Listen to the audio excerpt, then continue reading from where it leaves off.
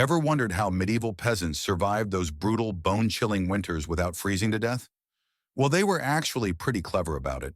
And no, they didn't have heated blankets or secret space heaters tucked away in their cottages. Their solutions for staying warm were way more creative than you might think. Let's start with their houses. If you're picturing flimsy wooden shacks barely holding together, think again. These folks were basically the original underground living enthusiasts. They built their homes partially sunken into the ground, about 2 to 3 feet deep. That might not sound like much, but it's the medieval equivalent of building your house inside a shallow swimming pool, except instead of keeping cool, they were trapping heat. And it worked. Archaeological studies show that these partially sunken homes stayed about 10 degrees Fahrenheit, warmer than surface-level dwellings during winter. You know how your parents always yell at you for leaving the front door open because they're not trying to heat the whole neighborhood? Medieval peasants took that energy-saving mindset to the extreme. Their windows were tiny, barely bigger than your head, and their ceilings were low. No, it wasn't just because medieval people were shorter, though they were. It was all about keeping heat exactly where they wanted it, inside. To insulate their homes, medieval peasants used something called wattle and daub. Now, before you get excited, no, wattle isn't some cute medieval animal. It's a construction method using woven twigs, kind of like a giant basket. And daub?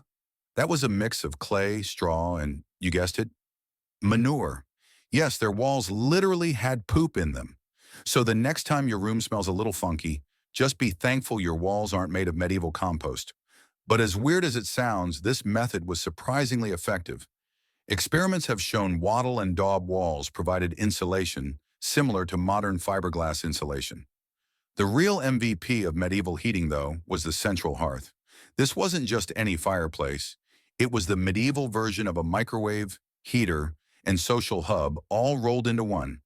Positioned right in the middle of the house, it cooked meals, provided warmth, and was the place where all the local gossip was shared.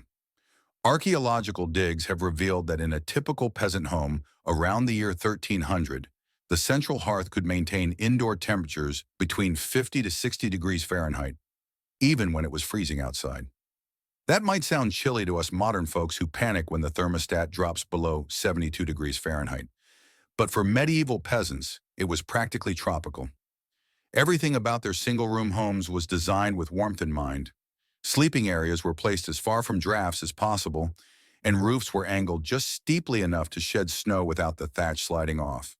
It was like medieval feng shui, except instead of arranging furniture for good luck, they were arranging it for survival. Turns out medieval peasants were low-key insulation geniuses.